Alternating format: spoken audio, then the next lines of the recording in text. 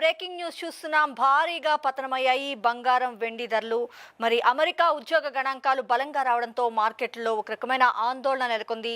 మరి ఫెడ్ వడ్డీ రేట్ల పెంపు భయంతో మరి బంగారం వెండి అమ్మకాలపై ఒత్తిడి ఏర్పడింది. ముఖ్యంగా అమెరికాలో విడుదలైన ఈ ఎన్ఎఫ్పి ఉద్యోగ గణాంకాలు మరి ఆశ్చర్య కలిగిస్తున్నాయి. డాలర్ బలపట్టంతో బంగారం వెండి ధరలపై ప్రతికూల ప్రభావం పడుతుంది. దీంతో బంగారం వెండి ధరలు భారీగా పతనమయ్యాయి. అలాగే ఈ ఎన్ఎఫ్పి ఏదైతే అమెరికాలో ఉన్న ఉద్యోగ గణాంకాలు ఉన్నాయో వీటి లెక్కల ప్రకారం అంతర్జాతీయ మార్కెట్లో బంగారం వెండి ధరలపై విపరీతంగా ఒత్తిడి కూడా నెలకొంది. మరి ఈ ఏడాది చివరికల్లా ఈ అమెరికా ఫెడరల్ రిజర్వ్ వడ్డీ రేటు పెంచుతుందని కూడా అంచనా వేస్తున్నారు.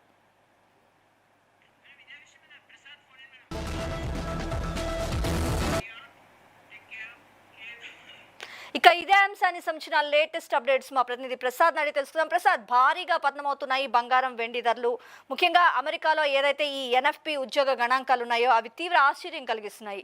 ఏంటంటారు, ముందు ముందు పరిస్థితులు ఎలా ఉంటాయి? సో లక్ష్మి, ఇక్కడ మనం చూసుకోవచ్చు ఇవాళ సాయంత్రం అంటే ఇప్పుడు ప్రారంభ దశలోనే ఎంసీఎక్స్ లో నిన్నటి క్లోజింగ్ లో చూసుకున్నట్టయితే 1,57,541 ఉన్న బంగారము ఇవాళ ఓపెనింగ్ లోనే ఆల్మోస్ట్ ఒక 700 పాయింట్ల దాకా నష్టం చూసాము. కాకపోతే ఇవాళ మొత్తం ట్రేడ్ వచ్చేసి ఆల్మోస్ట్ అదే దశలో కొనసాగింది. కాకపోతే సడన్ గా 5:44 ఒక్కసారిగా బంగారం అండ్ వెండి ధరల్లో పత్రం మనం చూడొచ్చు లక్ష్మి. ఎందుకంటే ఈ ఎన్ఎఫ్సి డేటా ఏదైతే వచ్చిందో ఉద్యోగాలు బాగా పెరుగుతున్నాయి అమెరికాలో అనే గణాంకాలు వచ్చినాయి. ఎందుకంటే మే నెలలో ఆల్మోస్ట్ 1,72,000 ఉద్యోగాలు అమెరికాలో పెరగడం జరిగింది. సో ఇది ముఖ్య కారణంగా మనం భావించవచ్చు లక్ష్మి. సో ఇంకోటి ఏంటంటే దీంతో ఆల్మోస్ట్ ఇప్పుడు ఈ సెషన్ లో కనిష్ట స్థాయిల వద్ద గోల్డ్ అండ్ సిల్వర్ ట్రేడ్ అవుతున్నట్టుగా మనకు తెలుస్తుంది. ఇప్పుడు కనుక మనం చూసినట్టయితే స్పాట్ సిల్వర్ మోర్ దాన్ 6% పడింది. ఔన్స్ కి ఆల్మోస్ట్ $69.19 వద్ద ట్రేడ్ అవుతుంది లక్ష్మి. అదేవిధంగా స్పాట్ గోల్డ్ వచ్చేసి 2.5% దాకా పడి ఔన్స్ కి $4,360.80 వద్ద ఇప్పుడు ట్రేడ్ అవుతుంది. అయితే ఇందాక గత 5 నిమిషాల్లో మనం లైవ్ ఇంకా ట్రేడింగ్ సెషన్, ఎందుకంటే ఎంసీఎక్స్ మార్కెట్ వచ్చేసి రాత్రి 11 దాకా ఉంటుంది కాబట్టి 10:30 వరకు లాస్ట్ ట్రేడింగ్ ఉంటుంది కాబట్టి సో ఇప్పుడు ఇంకా వొలటిలిటీ అయితే ఇంకా ఎక్కువ కనిపిస్తుంది. అంటే ఒక దశలో ఆల్మోస్ట్ ఒక యూటర్న్ అయితే మనం చూసాము. కాకపోతే ప్రసాద్, మరి సామాన్య ప్రజలకు ఇది ఏ విధంగా మేలు చేకూరుస్తుందంటారు? సో డెఫినెట్లీ ఇది ఎందుకంటే ఇది ఆల్మోస్ట్ ఒక సపోర్ట్ లెవెల్ కిందనే భావించవచ్చు.